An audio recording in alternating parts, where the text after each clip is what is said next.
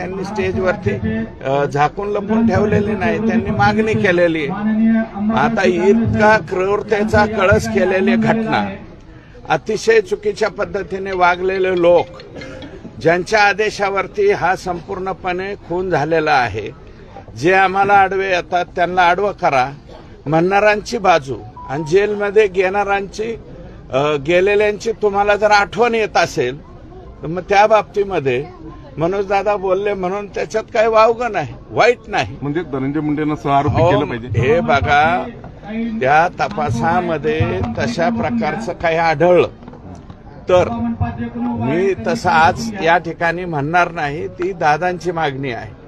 परंतु त्यांनी इतक्या क्रूर हत्येचं ज्यांनी घडून आणलेली आहे, ज्यांनी केलेली आहे, ज्याच्या आदेशावर केलेली त्याची आठवण येते म्हणणे तुमच्या राजकीय स्वार्थासाठी का नेमक्या कशासाठी करताय.